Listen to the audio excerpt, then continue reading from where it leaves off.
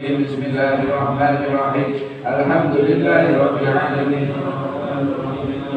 يوم الدين إياك نعبد وإياك نستعين اهدنا الصراط المستقيم صراط الذين أنعمت عليهم غير المغضوب عليهم ولا الضالين آمين الحمد لله رب العالمين حمدا يوافي نعمه ويكافئ مزيدا وصلي على سيدنا محمد وعلى أهل بيته الصحبه وسلم اللهم إنا نسألك بحق الفاتحة المعظمة وزكي المداني أن تفتح لنا بكل خير وأن تتفضل علينا بكل خير وأن تعاملنا معاملتك يا مولانا لأهل الخير وأن تحفظنا بأدياننا وأنفسنا وأولادنا وأهلنا وذهابنا وأحبابنا من كل محنة وفتنة وبؤس وضير إنك ولي كل خير ومتفضل بكل خير ومعطي بكل خير يا أرحم الراحمين وصلى الله على سيدنا محمد وآله وصحبه وسلم والحمد لله رب العالمين آمين اللهم إنا نسألك رضاك والجنة ونعوذ بك من سخطك والنار اللهم إنا نسألك رضاك والجنة ونعوذ بك من سخطك والنار اللهم إنا نسألك رضاك والجنة ونعوذ بك من سخطك والنار يا عالم السر منا تهديك الستر عنا وعافنا واعف عنا وكلنا حيث كنا يا عالم السر منا لتحتك الستر عنا وعافنا واعف عنا وكلنا حيث كنا يا عالم السر منا لتحتك الستر عنا وعافنا واعف عنا وكلنا حيث كنا يا لطيفا بخلقه يا عليما بخلقه يا خبيرا بخلقه اكتب بنا يا لطيف يا عليم يا خبير يا لطيفا بخلقه يا عليما بخلقه يا خبيرا بخلقه اكتب بنا يا لطيف يا عليم يا خبير يا لطيفا بخلقه يا عليما بخلقه يا خبيرا بخلقه اكتب بنا يا لطيف يا عليم يا خبير يا لطيفا لم يزل اكتب بنا فيما نزل إنك لطيف لم تزل اكتب بنا والمسلمين يا لطيفا لم يزل اكتب بنا فيما نزل إنك لطيف لم تزل اكتب بنا والمسلمين يا لطيفا لم يزل اكتب بنا فيما نزل إنك لطيف لم تزل اكتب بنا والمسلمين يا أمان الخائفين آمنا مما نخاف يا أمان الخائفين سلمنا مما نخاف يا أمان الخائفين نجينا مما نخاف يا أمان الخائفين آمنا مما نخاف يا أمان الخائفين سلمنا مما نخاف يا أمان الخائفين نجينا مما نخاف يا أمان الخائفين آمنا مما نخاف يا أمان الخائفين سلمنا مما نخاف يا أمان الخائفين نجينا مما نخاف يا الله بها يا الله بها يا الله بحسن الخاتمة يا الله بها يا الله بها يا الله بحسن الخاتمة يا الله بها يا الله بها يا الله بحسن الخاتمة. فاتحة الدخول إلى حضرة الرسول سيدنا محمد بن عبد الله صلى الله عليه وسلم. فاتحة. بسم الله الرحمن الرحيم. الحمد لله رب العالمين الرحمن الرحيم مالك يوم الدين إياك نعبد وإياك نستعين صراط المستقيم صراط الذين أنعمت عليهم غير المغضوب عليهم ولا الضالين آمين. Kita ikhlas dan Fatihah. Untuk yang sakit tadi masuk beliau dikatakan yang akan melaksanakan tindakan kesehatan, insyaallah hari Rabu atau hari Kamis akan melakukan tindakan kesehatan oleh pihak kesehatan. Semoga aktivitasnya Allah berikan banyak kemudahan, dijadikan lancar dan apa yang menjadi harapannya, diberikan kesehatan bagi dua batin, diberikan afiat yang sempurna oleh Allah Subhanahu wa taala. Sifat Jabal Balad bijadi Zaidil Wujud Sayyidina Muhammad bin Abdullah sallallahu alaihi wasallam. Fatihah. Bismillahirrahmanirrahim. Alhamdulillahirabbil alamin. Arrahmanirrahim. Maliki yaumiddin. Iyyaka na'budu wa iyyaka nasta'in. Ihdinas siratal mustaqim. Siratal ladzina an'amta 'alaihim ghairil maghdubi 'alaihim waladdallin. Amin. Bismillahirrahmanirrahim. Namanya ta'rif wa ta'lum bi kitab Muhammad Rasulullah sallallahu alaihi wasallam al-Jamil Kamil. Ta'rif kitab al-Habib Sayyid Muhammad bin Sayyid Abi bin Sayyid Abad al-Maliki al-Hazani. Wasal ila al-Imam al-Kutub al-Ghurab al-Qadir bin Ahmad bin Fuqih al-Imam al-Hafidh al-Masjid Dr. Abu Abdullah bin Abdul Qadir bin Fuqih al-Zad bin Habib al-Ja'al al-Idrus. Wasal ila Rabbi Ruhina Syekh al-Zad bin Habibana Habib Hadi bin Ali bin Hasan al-Qadhi wa man fa'u aba'una aslamuna syuyukhuna aqidana salibun wa ila hadratin Nabi Muhammad sallallahu alaihi wasallam. Al-Fatihah. Alhamdulillahirabbil alamin. Ar-Rahmanir Rahim. Maliki yaumiddin. Iyyaka na'budu wa iyyaka nasta'in. Ihdinas siratal mustaqim. Siratal ladzina an'amta 'alaihim ghairil maghdubi 'alaihim waladdallin. Amin. Bismillahirrahmanirrahim. Sebelumnya saya akan menjawab PR saya yang kemarin juga tentang wali, tentang Panjer Wali.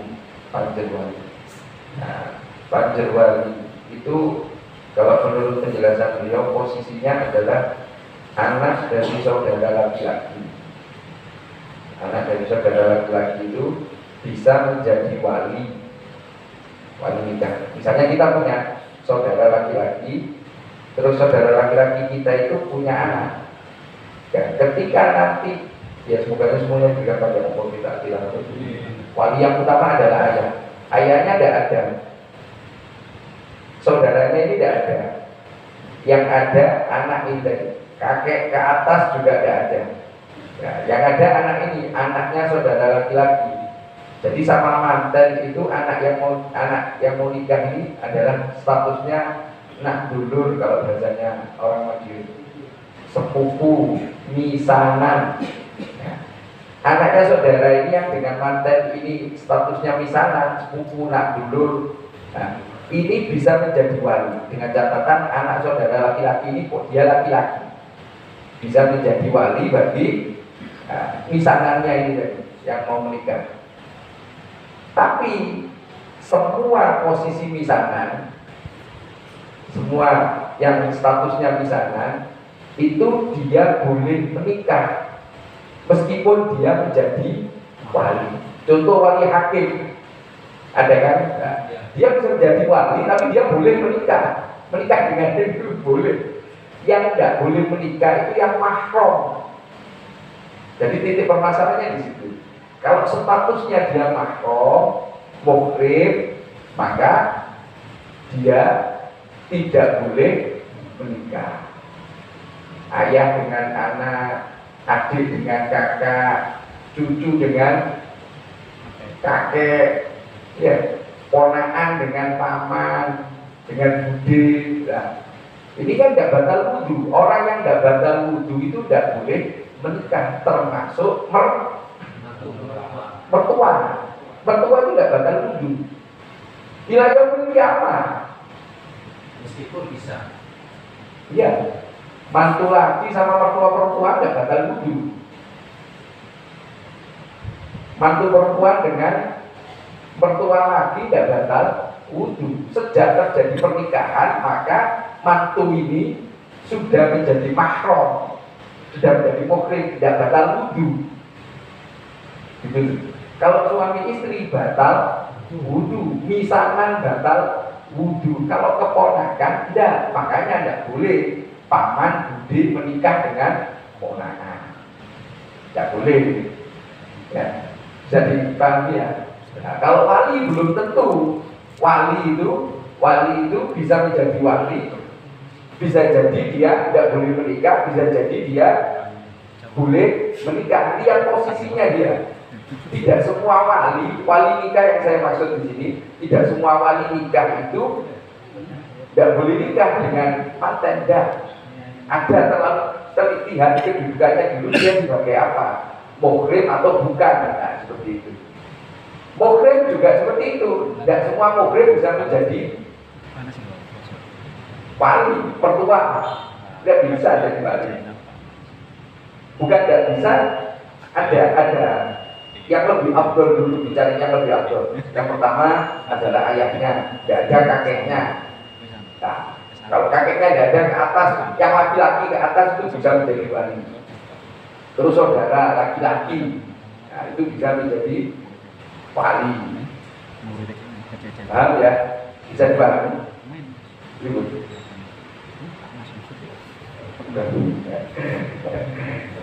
Tapi aku kan sini kutok ya. Wonten lagi lah. Lah ini kan wonten namung kutok perkawis wali wali pacar. Jadi saya kalau tangan habis kan apa? Anda ada pernah dengar ini? Kalau bingung, punjer atau pacar atau pokoknya saya jelaskan posisinya. Dia sebagai misanan itu bisa tidak menjadi wali, bisa, dan juga bisa menikah. Semua misanan itu boleh menikah, tapi nek wong Jawa boten turun. Bahasanya gandum keputir. Bulat. Gandum keputir. Oke.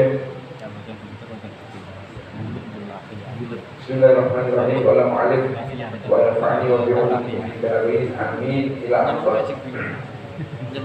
Memasuki tentang penciptaan, kesempurnaan penciptaan dan kebagusan atau ketampanan wajah daripada baginda Nabi Agung Muhammad Shallallahu Alaihi Wasallam. Nah, ini yang perlu sebelum masuk ke sini, yang perlu saya garis bawahi di sini, kita harus meyakini, yakin dan percaya bahwa wajah daripada baginda Nabi Agung Muhammad Shallallahu Alaihi Wasallam itu paling bagus, paling ganteng, tidak ada cacat, sedikit pun tidak ada, 100%, 99,9999 tidak ada, 100% sempurna, paling bagus, paling bagus. Kalau alam semesta, bukan dunia, alam semesta. Jadi penciptaan Allah yang paling sempurna, paling bagus adalah baginda Nabi Agung Muhammad Shallallahu Alaihi Wasallam. Nah, ini dibuktikan berkata seorang yang memiliki rasa cinta yang besar kepada baginda Nabi Agung Muhammad Shallallahu Alaihi Wasallam, yang sampai beliau qasidahnya terkenal yaitu Imam Busiri, Al-Imam Syarafuddin Abu Abdillah Muhammad Al-Busiri, lebih dikenal dengan Imam Busiri, pengarang qasidah Burdah, mengatakan di dalam qasidah Burdahnya, walladzi tamma ma'nahu wa suratuhu tsumma astafahu habiban bari'un nazami munazzahun an syarikin fi mahasinihi wa jawharul husni fihi ghairu munqasimi. Walladzi tamma ma'nahu wa suratuhu, beliau siapa? Baginda Nabi Agung Muhammad sallallahu alaihi wasallam. Wajahnya ini dijadikan sempurna, diciptakan oleh Allah dalam bentuk yang sempurna. Ibaratnya kalau pesen gitu ya. Kita kalau mau pesen sesuatu bisa minta yang bagus, meskipun harganya murah. Ya, minta yang bagus. Ibaratnya kalau dulu saya menjelaskan ini, hidungnya Nabi Muhammad itu paling bagus di antara seluruh makhluk yang mempunyai hidung, yang paling bagus. Matanya yang paling bagus, alisnya, telinganya, giginya, mulutnya, semua yang paling bagus yang dimiliki baginda Nabi Agung Muhammad Shallallahu Alaihi Wasallam. Tumas Mustafa Habiban Bari'un Nazami, setelah diciptakan Al-Mustafa ini tadi dengan bentuk yang paling bagus dan paling sempurna, kemudian Allah menjadikan beliau Al-Mustafa, baginda Nabi Agung Muhammad Shallallahu Alaihi Wasallam, Habiban, sebagai kekasih. Bukan Nabi Muhammad yang minta dijadikan kekasih, tapi Allah pilih ini tak jadikan kekasih. Ketika terjadi ini tadi, Nabi Muhammad dijadikan Allah menjadi kekasih, kita umatnya berimbas. Imbas, mendapatkan apa ya? menjadi sebab kita sebagai umat Nabi Muhammad SAW, umat yang istimewa, saya katakan di situ. Kenapa? Kita umat akhir zaman. Karena gak ada nabi lain sudah, gak ada nabi lain. Kalau ada yang ngaku nabi banyak, nabi Tukimin, ya. Nabi siapa yang di Jawa Barat itu tahun berapa itu, 2000 berapa itu, Musadek itu, ya. Itu ngaku nabi. Di zamannya ada Musailamah Al-Kadzab. Dari Al-Kadzab ya bohong. Yang berbohong Musailamah ini ngaku nabi juga. Sekarang ini juga banyak yang ngaku sebagai nabi. Nabi terakhir Nabi Muhammad tidak ada nabi lain juga. Makanya kita umatnya yang terakhir itu nanti salah satu keistimewaannya dari sekian banyak keistimewaan yang diberikan Allah Subhanahu wa Ta'ala kepada kita sebagai umat dari Nabi Muhammad SAW. Kita orang terakhir, manusia terakhir, hidup di zaman akhir, nanti masuk surganya dari golongan umat nomor 1. Umatnya Nabi Adam, jangan dulu. Sebelum umat Nabi Muhammad SAW masuk surga semua, baru umat nabi-nabi terdahulu lainnya yang mengikuti dari golongan umat ya. Kalau kita tidak mungkin ngumpulin nabi, tidak mungkin kita. Kita golongan umat masuk surga nomor 1 setelah para anbiya. Para nabi masuk, baru golongan umat ini masuk yang pertama umat Nabi Muhammad. Padahal terakhir. Keistimewaan lain ketika kita melakukan amal soleh yang sifatnya ringan, mohon maaf, yang sifatnya ringan, Allah berikan banyak pahala. Contoh. Dan juga salah satu keistimewaan kita bandingkan dengan umat Nabi Musa. Mungkin dengan pernah dengar cerita Samiri zamannya Nabi Musa. Ketika Nabi Musa munajat bahasa saya, atau ada yang mengatakan berbicara dengan Allah di Bukit Tursina. Ya, munajat di Bukit Tursina, lebih saya contoh kepada munajat. Di Bukit Tursina kan umatnya ini diserahkan kepada saudaranya Nabi, lalu diserahkan, dititipkan bahasanya. Nah, ternyata ketika di campaign Nabi Harun ini tadi, ya terjadi satu perdebatan persoalan ini. Samiri ini ada yang mengatakan teknik, ada yang mengatakan manusia. Kan ada patung sapi kecil yang ketika tertiup angin dia bisa berbunyi. Nah, ada yang mengatakan berbunyinya ini pakai teknik namanya Samiri. Tapi ada yang mengatakan Samiri itu manusia yang menciptakan patung ini tadi. Nah, singkat cerita banyak orang yang murtad keluar dengan dari ajarannya Nabi Musa untuk menyembah anak patung ini tadi. Nah, singkat cerita ketika terjadi banyak permurtadan ini, Nabi Musa turun selesai, kemudian ditandani sama Nabi Musa. Orang-orang yang murtad ini tadi boleh taubatan nasuha, boleh taubat kembali kepada ajarannya Nabi Musa dengan satu catatan, dibunuh. Taubatnya diterima oleh Allah, tapi harus dibunuh dulu. Kalau kita perbandingannya umatnya Nabi Muhammad seperti kemarin yang saya jelaskan, taubatan nasuhanya kita, taubatnya kita diterima oleh Allah itu sebelum nyawa lepas dari rombongan. Dan diriwayatkan Fir'aun ketika tenggelam itu mengakui keesaannya Allah Subhanahu wa Ta'ala. Akan tetapi Fir'aun ini umatnya Nabi Musa, ada syarat ketentuan untuk bisa diterima taubatnya. Maka meskipun dia mengesahkan Allah, tapi dia syarat ketentuannya tidak terpenuhi, tidak diterima taubatnya oleh Allah. Ingat ceritanya Abu Lahab. Abu Lahab umatnya baginda Nabi Agung Muhammad Sallallahu Alaihi Wasallam. Yang notabene-nya beliau adalah siapa? Paman, saudara dari ayah baginda Nabi Agung Muhammad Sallallahu Alaihi Wasallam. Kalau umatnya Nabi Muhammad syaratnya taubat diterima sebelum nyawa lepas dari rombongan. Jika tidak terjadi ketika peperangan ini Abu Lahab sudah terkapar nih. Kemudian lewat diriwayatkan Abdullah bin Mas'ud kecil tahu, ya ini mau ngambil pedang, mau dipenggal kepalanya, diinjek dadanya Abu Lahab, mau dipenggal. Kemudian Abu Lahab ini ngomong, anak yang memedus, karena ayahnya sebagai pengembala kambing. Kalau kamu mau potong leherku, kalau potong jangan pendek, agak panjang. Kenapa? Karena dagu saya besar.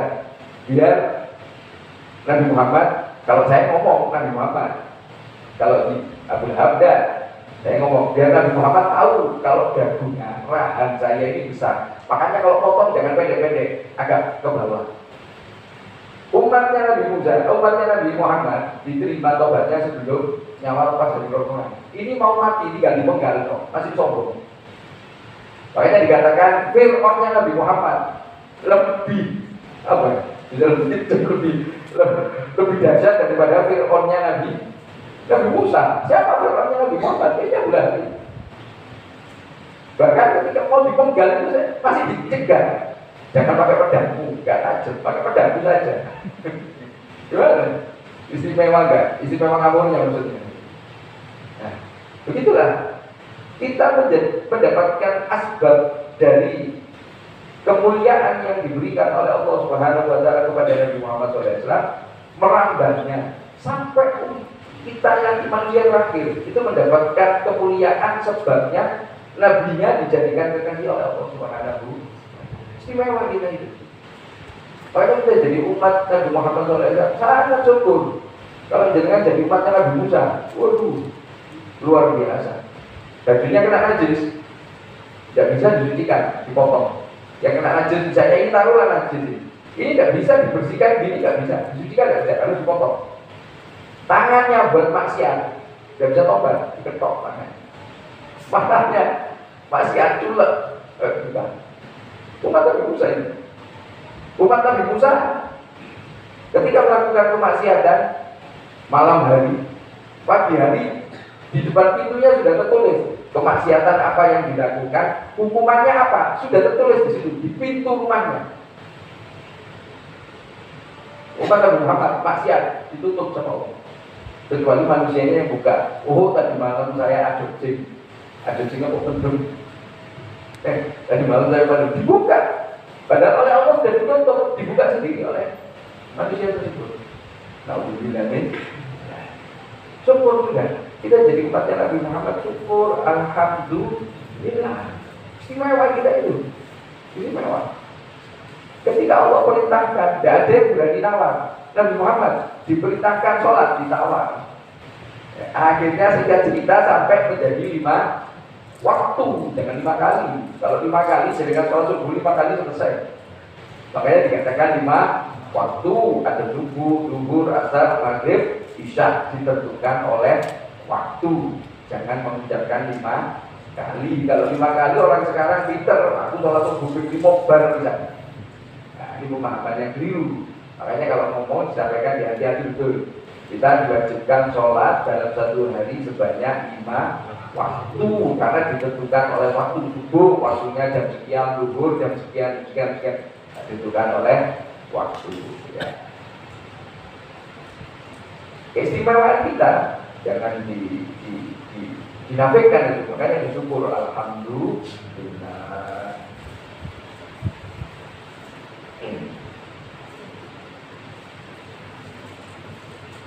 Dan di sini Imam Busiri mengatakan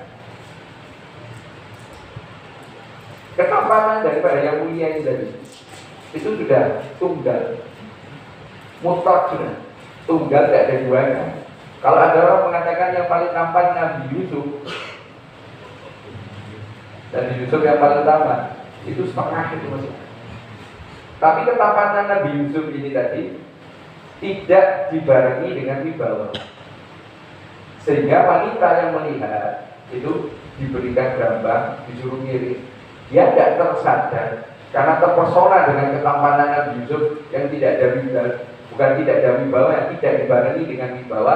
Tangannya ini yang teriris, jari jemarinya yang teriris. Kenapa? Padahal Nabi Muhammad tampaknya full, penuh.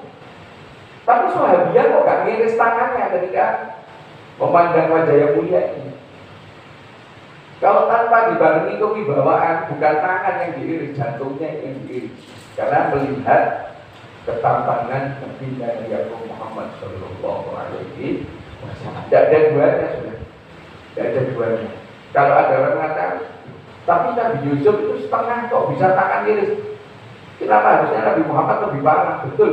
Tapi sebahagian dan juga para sahabat yang lain itu ketampanan Nabi Muhammad dibarengi dengan haibah atau wibawa ini tadi, sehingga para sahabat, para wanita ketika memandang wajah yang mulia ini dengan segera menundukkan kepala. Nek bahasanya wong Jawa sungkan.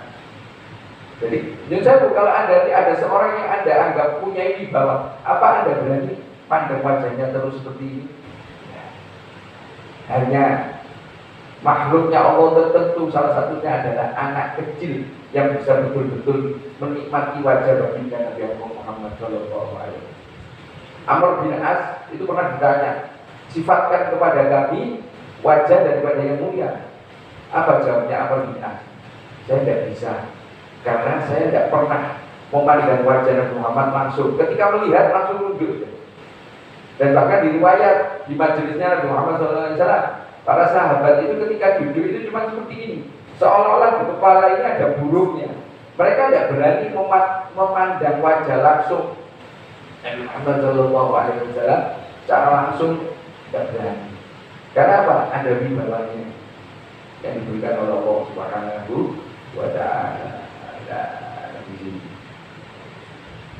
Di sini juga dikatakan berkata Al-Qutubi Mufassirin, seorang ahli tafsir. Ada namanya tafsir Qutubi, itu wajah. Beliau itu pernah sedikit cerita tentang Qutubi, tafsirnya itu di Tanjung di Malang itu ada dalamnya Habib Alwi, salah satu gurunya guru saya Habib Alwi itu. Zamannya beliau masih hidup, Habib Alwi itu meninggal tahun 1995 kalau tidak salah. 1995 itu ketika beliau meninggal, bacaan Qutubi, tafsir Qutubi itu belum selesai. Sampai berapa tahun yang lalu, kurang lebih antara 5 atau 6 tahun yang lalu, berarti tahun 2000, antara tahun 2020 atau 2019. Itu Habib Alwi baca Qutubi belum selesai. Berapa tahun? Padahal setiap hari Rabu, saking penjelasan tafsirnya itu begitu banyak. Puluhan tahun belum selesai tafsir Qutubi. Ya, Imam Qutubi berkata Al-Qutubi mengatakan bahwa apa? Orang-orang golongan para sahabat ini termasuk tidak bisa dalam artian tidak berani memandang wajah baginda Nabi Muhammad SAW secara langsung di sini. Karena apa? Ada itu tadi, hebat, ada wibawa, ada kesungkanan daripada sahabat untuk memandang. Nah, di sini ada peringatan di sini yang ditulis oleh Muhammad bin Ali bin Abbas Al-Maliki. Ketika manusia mendengarkan daripada hadis Nabawiyah, cerita daripada sahabat tentang apa? Kesempurnaan penciptaan baginda Nabi Agung Muhammad Shallallahu Alaihi Wasallam, keindahan wajahnya ini, ketika dia dengan sempurna, dia ragu, mosok iyo. Ini yang berbahaya, yang terkena imbasnya atau dampak dari keraguan tentang kesempurnaan dan ketampanan baginda Nabi Agung Muhammad SAW, yang berdampak itu adalah keimanannya. Hati-hati loh, hati-hati. Karena dulu sempat viral itu, ada seseorang yang menyatakan, oh Nabi Muhammad itu ini modo gawe ini, rembes.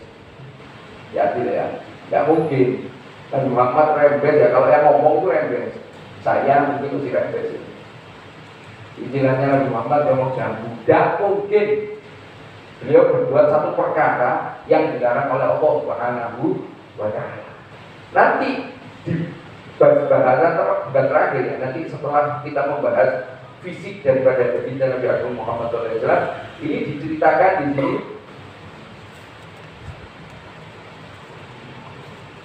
tentang apa? Kesempurnaan penjagaan Allah Subhanahu wa Ta'ala terhadap siapa? Baginda Nabi Agung Muhammad sallallahu alaihi wasallam.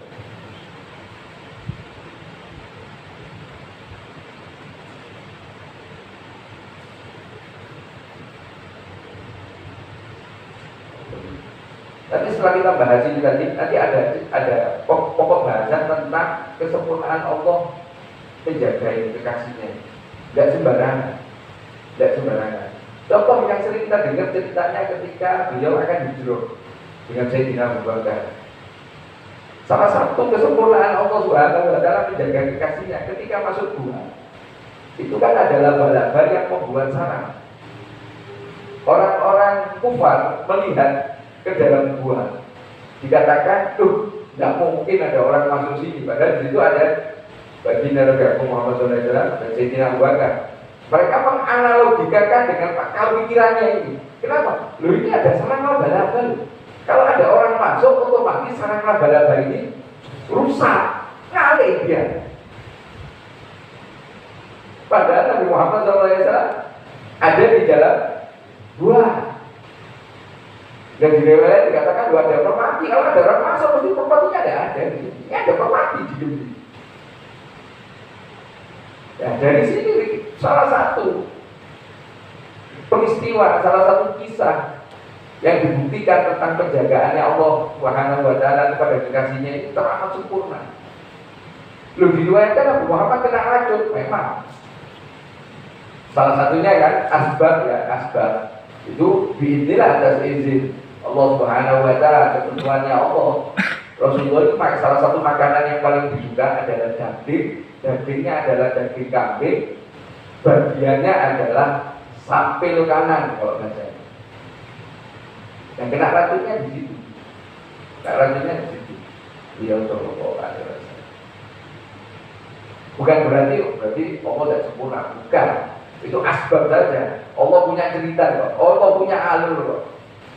Yang mana kita tidak bisa itu menolak pakai logika kita, tidak bisa.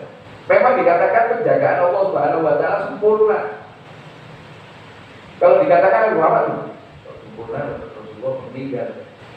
Jangan tidak bisa kok, nggak meninggal. Kadang orang-orang pintar sekarang itu pakai analogikanya mereka. Makanya kalau di sini dikatakan, kalau mengingkari tentang Nabi Muhammad SAW, itu yang berdampak pada keimanan. Bisa jadi manusia ini merasa dirinya menjadi lebih paham, lebih ngerti tentang perkara agama. Pada dasarnya dia semakin jauh daripada Allah Subhanahu wa Ta'ala. Hati-hati betul di sini. Bahkan ada orang yang mohon maaf tidak bisa naruh rasa hormat kepada Nabi Muhammad SAW, menyebutnya langsung dengan nama beliau Sallallahu Alaihi Wasallam tanpa memberikan bidang, dengan dalil mengatakan Rasulullah tidak pernah. Bahkan di dalam sholawat itu langsung nyebut namanya Allahumma sholli ala. Tapi kalau bahkan Syekh Abdul Qadir, mohon maaf ya, seorang Syekh Abdul Qadir Al-Jilani yang gelarnya Sultanul Auliya itu pasti nyebut dengan kata Sayyidina. Dan guru saya Abu Bakti mengatakan, ucapkan di dalam sholawatnya itu ada kata Sayyidina sebagai bentuk penghormatan. Lah kok bisa seperti itu? Mohon maaf. Kita ini adalah posisinya, saya yakin semuanya menjadi anak, punya orang tua. Dan saya orang tua kita mengatakan, bukan orang tua kita mengatakan, jasa terbesar bagi kita adalah orang tua. Tapi jasa terbesar bagi umat manusia, khususnya orang muslim siapa? Nabi Muhammad. Mohon maaf, jenengan kepada orang tua berani langsung nyebut namanya. Kalau panggil langsung disebut namanya bagaimana? Berani. Pak siapa? Tanpa disebut gelarnya Pak, langsung ke namanya. Berani juga. Kecuali anak durhaka. Nah, Nabi Muhammad di sini yang jasanya teramat besar bagi kita. Orang Islam, saya katakan orang Islam khususnya. Kita kenal agamanya Allah. Kita kenal ibadah. Dari siapa? Dari guru kita. Betul, gurunya dari siapa? Dari gurunya. Gurunya dari siapa? Gurunya terus sampai kepada Nabi Muhammad SAW. Itu yang Imam Al-Haddad mengatakan, kita mau balas jasanya Nabi Muhammad untuk pergi ke kota Madinah berjalan dengan menggunakan 2 kelopak mata. Kan tidak mungkin kita berjalan dengan 2 kelopak mata. Untuk membalas pergi ke kota Madinah dengan berjalan 2 kelopak mata, Imam Haddad mengatakan tidak akan bisa membalas jasanya Nabi Muhammad. Padahal kita jalan dengan 2 kelopak mata, kan tidak mungkin, perkara mungkin. Jadi kalau kita mau balas jasa kepada Nabi Muhammad, jelas tidak mungkin.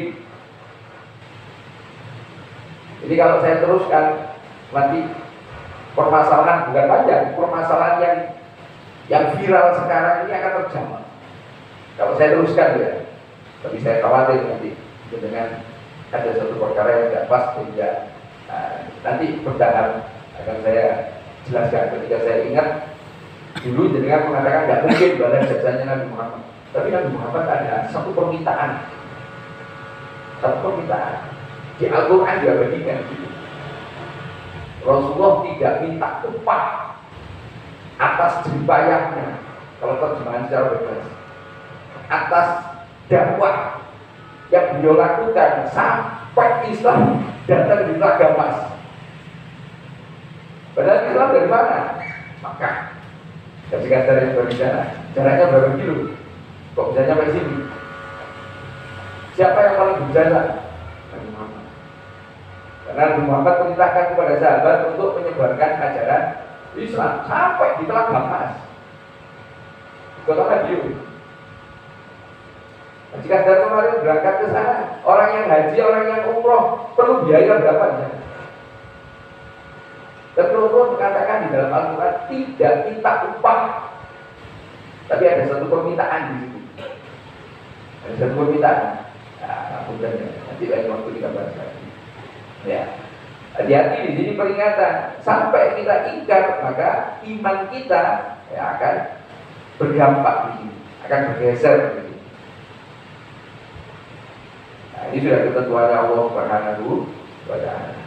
Pun dari sini tidak panjang lebar, mungkin ada yang ingin disampaikan. Saya minta jangan jam 8 ya, karena mungkin dengan jenuh dengan saya ngomong doa jenuh. Jadi ya jangan sampai jam 8 maksimal, kalau bisa setengah 8. Tapi kalau ada pokok pembahasan yang perlu dibahas lebih sedikit dari soal. Ya, ini ada waktu 15 menit, mungkin ada yang ingin disampaikan sehingga interaksi kita ini akan berasa, akan nyaman dengan satu jalur kok. Terus ada yang ingin disampaikan, monggo mungkin ada pertanyaan, Pak Ustaz, Bapak Ibu mungkin. Belum nanti kita membahas tentang wajah daripada baginya biar ngomong. Baik, dari saya membaca artikel tentang keberkahan di dalam mengamalkan Rotibul Haddad. Kisah ini terjadi di Malaysia. Beliau seorang syekh lulusan Tarim. Kepulangan beliau sering mengajak uminya itu pengajian ke daerah-daerah. Suatu ketika singkat cerita perjalanan ke beliau syekh ini dengan uminya juga ada teman perempuan jatuh ketika keluar dari pintu itu. Jatuhnya itu entah di selokan atau di apa ya, tapi bahasanya itu bahasa Malaysia saya nggak ngerti. Sehingga kakinya ini patah sampai remuk. Lah, patahnya ini ternyata beliaunya tidak mau diobati ke rumah sakit. Terus akhir cerita, saya ini memberikan amalan setiap harinya suruh mengamalkan Rotibul Haddad. Selang beberapa bacaan, mungkin berminggu-minggu atau beberapa hari, beliau itu bermimpi didatangi banyak orang. Terus akhirnya singkat cerita yang remuk ini sembuh dengan sendirinya.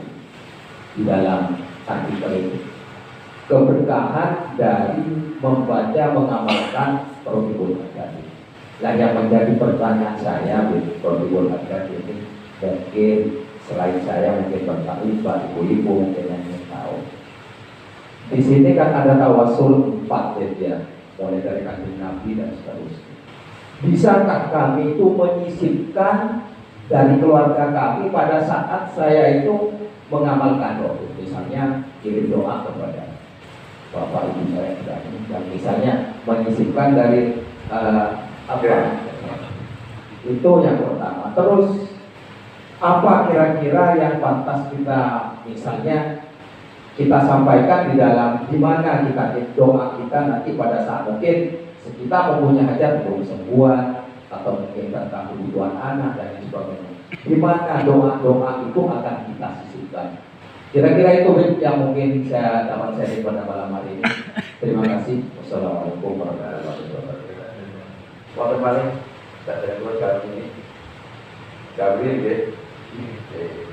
Gimana kita menyisipkan nama orang tua? Kita maksud kirim doa. Biasanya kirim doa itu tahlil, ya. Yang perlu dipahami tahlil itu la ilaha illallah. Itu tahlil, itu tahlil. Sedangkan yang lain-lainnya ini adalah tambahan. Di dalam roti bulan ada tahlilnya mana? La ilaha illallah, la ilaha illallah. Jika ada tahlil, makanya juga kalau apa dikatakan kita baca roti bulan kita sudah baca tahlil.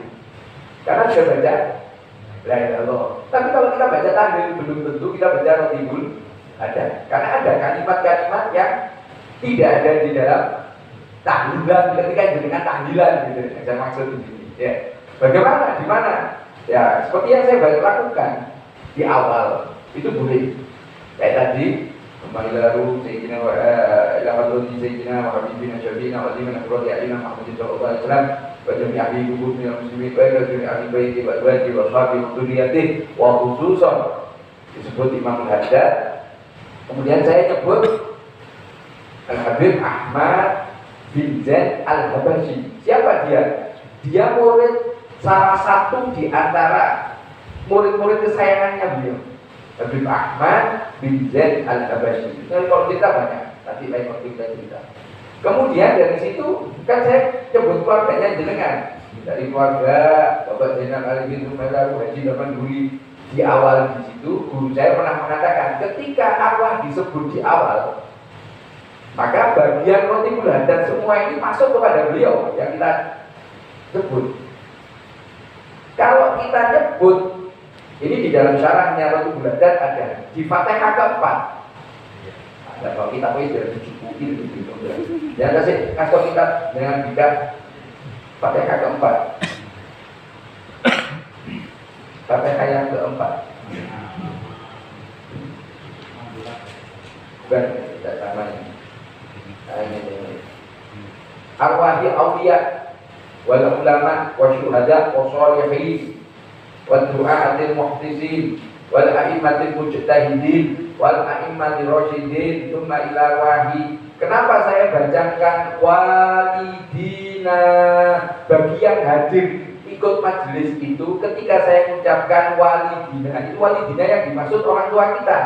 Maka di situ sebut masing-masing di dalam hati.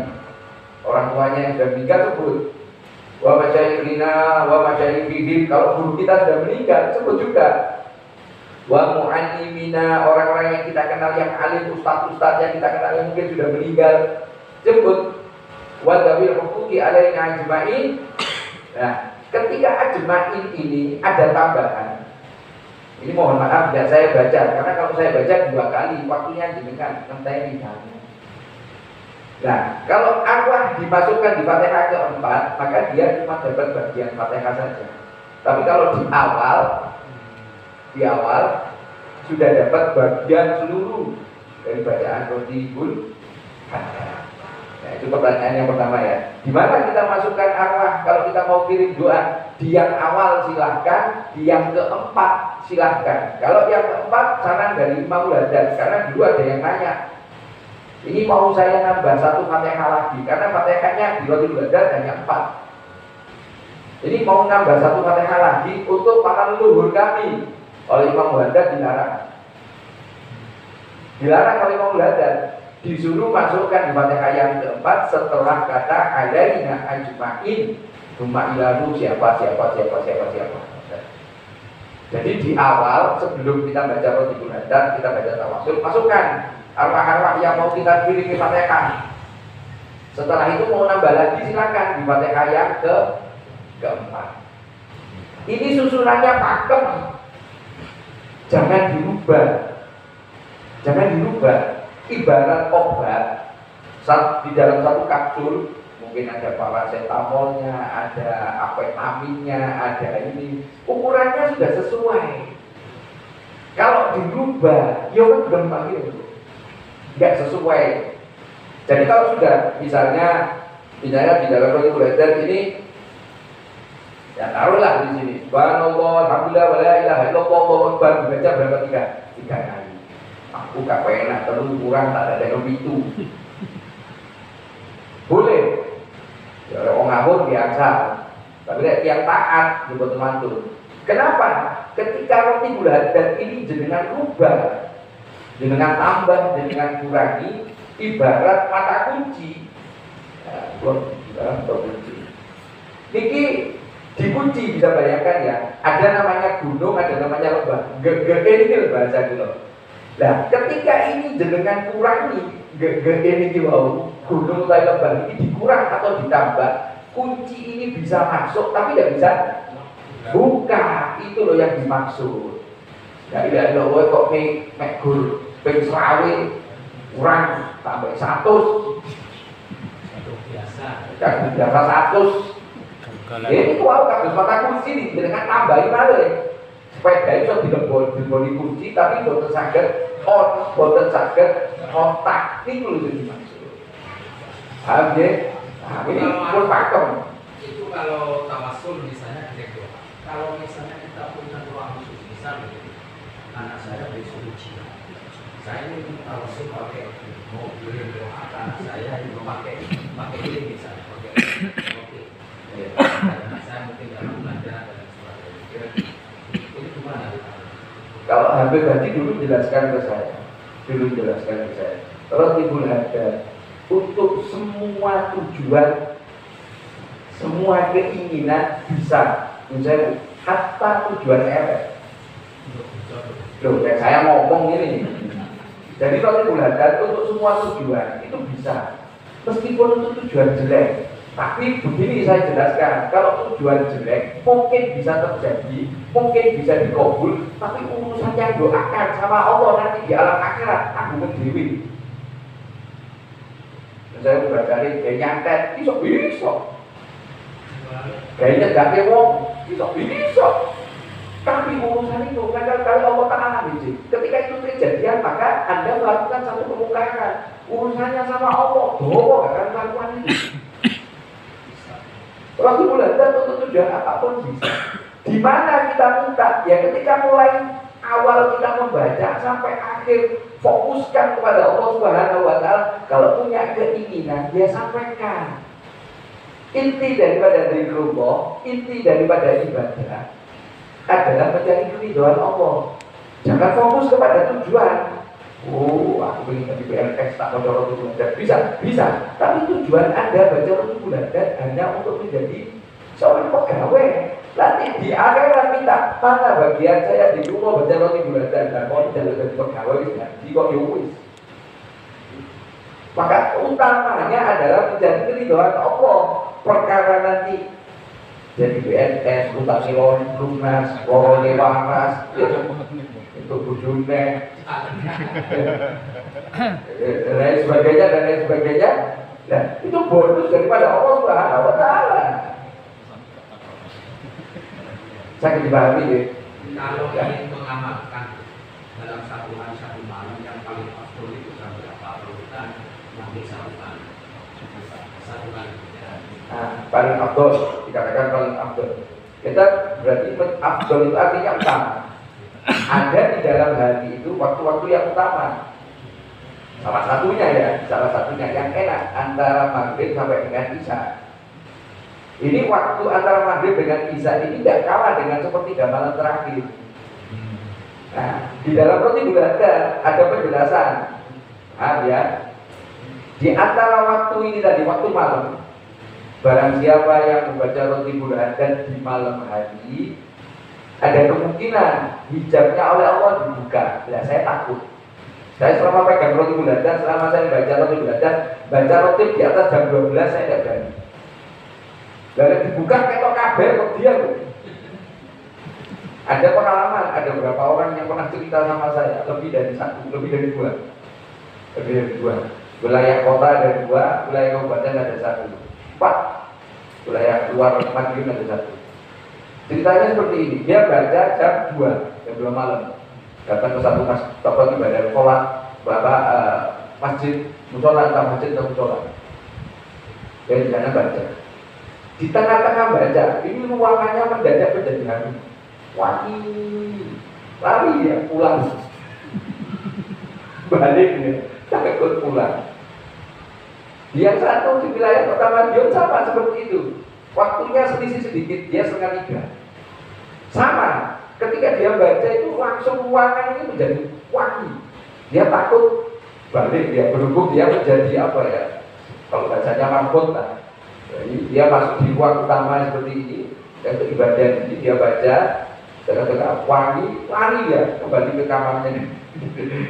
Saya tanya, di kamar wangi? Boten berarti kan pelok. Ada banyak kisah di situ. Makanya mohon maaf, kalau saya pribadi, saya tidak pernah baca roti buladan di atas jam 12. Saya khawatir gitu. Kalau untuk saya dibuka gitu, kok sembarang kali, saya takut. Kayak jaringan watur, silakan, tidak apa-apa. Silakan. Terus, tadi sebelum pertanyaan, ini, aku tadi. Di dalam kitab Sifat Salat Nabi ada satu hadis yang diriwayatkan Sayyidina Abu Hurairah. Allah mempunyai malaikat, yang malaikat ini tugasnya jalan-jalan. Yang saat ini traveling, dolan, laku-laku. Tapi laku-lakunya, travelingnya malaikat ini apa? Dia mencari majelis zikir, apa zikir? Taruhlah, satu video ini kok sih kono. Ketika ada malaikat yang tahu, dia memanggil temannya. Teman malaikat yang sama-sama tugasnya berjalan-jalan itu mencari apa zikir. Maka mereka berkumpul. Ketika malaikat berkumpul di sini, maka malaikat itu bertanya kepada satu persatu manusia yang duduk di halaqah zikir. Cuma permasalahannya dengan ditangani malaikat biasanya menengahi. Gitu. Iki wae wonten ing ditangani malaikat. Wahyu kabeh ditangani malaikat. Apa pertanyaannya malaikat? Malaikat nang ngerti yang sing mendatang majelis zikir kados mengatakan itu dengan pertanyaan, Anda punya hajat apa sama Allah? Anda punya kepentingan apa sama Allah? Ini hadis ini. Ini saya ngomong hadis. Dan mohon maaf, Nabi Muhammad tidak mungkin berbohong. Dan ini benar terjadi. Permasalahannya kita tidak tahu. Malaikat yang bertanya kepada dia, tapi malaikat itu tanya satu-satu. Ketika sudah ditanya satu persatu, gak sing jawab. Ya, entah ada yang jawab, bantu pulau lagi bocor lagi. Saran pulau ketika Anda duduk pertama kali di majelis semacam ini, maka hajatnya sampaikan kepada Allah. Keinginan Anda apa sama Allah sampaikan. Jangan ditakoni malaikat. Nah, setelah malaikat bertanya kepada orang-orang yang duduk di majelis ini, malaikat mengelilingi tempat yang dijadikan majelis ini dengan membentangkan sayapnya di wau puteri sampai ke langit dunia. Doi piro tumpuke pinter malaikat ini. Antara bumi dengan langit, ilmuwan sampai detik ini tidak menemukan batas langit pertama gak nemu. Itu bersusun malaikat sampai dengan langit dunia. Dan dilanjutkan hadis ini tadi, malaikat setelah itu melapor kepada Allah Subhanahu wa Ta'ala. Melapor tentang apa? Ya tentang keadaan di majelis ini. Ya Rob, telah gamas. Komandan yang dikajar oleh Pak Zainah. Roti buladan, mau roti buladan, zikir dan panjenengan. Ngesak nih panjenengan. muji panjenengan. Nah, terus ketika laporan niki wau, Allah Ta'ala bersaksi kepada malaikat, isyhadu ya malaikati anni ghafartu lahu. Saksana malaikat kabeh semua orang yang ada di majelis itu mendapatkan ampunan dari Allah Subhanahu wa Ta'ala. Lah terus malaikat protes. Wonten protes. Gusti, kamu iku wae tengane cilik itu gak melok mau sepedaan pakai tahun. Derek ibuke mlebetkan kelakon dhewe, tapi putrane tamu ngaji iku dolanan. Allah Subhanahu wa Ta'ala bersaksi kepada malaikat, semua malaikat tanpa terkecuali. Dados tiyang ingkang lenggah mawon tanpa ada niat untuk ikut majelis zikir sudah mendapatkan maghfirah, ampunan daripada Allah Subhanahu wa Ta'ala. Bagaimana yang kita sudah dari rumah sudah nawaitu dengan menata niat yang baik-baik untuk bisa duduk di majelis ini, apa yang kita dapat? Innama amalu binniyat. Selain daripada ghafartu lahu itu tadi, maghfirahnya Allah yang kita dapat. Ingat di sini dikatakan majelis zikir. Saya pernah bertanya sama guru saya, dikatakan majelis zikir itu yang bagaimana? Dikatakan majelis itu kumpulan, dikatakan jamak itu lebih dari 2. Taruhlah, yang saya majelis zikir bukan hanya seperti ini. Jangan bantu sholat, assalamualaikum, assalamualaikum, astaghfirullahaladzim, alladzi la ilaha illa huwal hayyul qayyum wa atubu ilaih. Sampai itu enggak lagi. Itu juga bagian dari majelis zikir. Makanya Anda setelah sholat, Anda langsung kencing, ikuti majelis zikir sampai selesai. Anda keluar dari majelis itu, niki mengke keluar dengan sedaya kodo dan daleme urusan kali Allah, dosa kali Allah, kodi kemas, kodi ngapura kali Allah.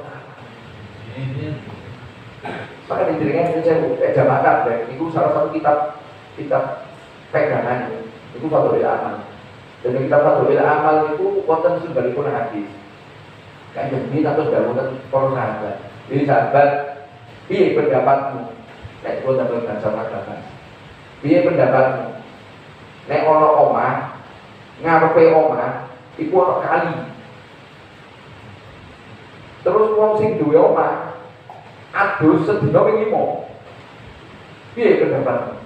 Jawab kali sahabat, "Oh, tiyangnya mesti gawe kotoran."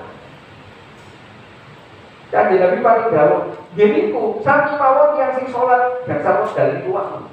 Badhe salat, assalamualaikum, assalamualaikum, gak ada sing mau sing tindak sing saya tinggal mulu lho. Malaikat sing dalan-dalan iki lapah-lapah iki wae.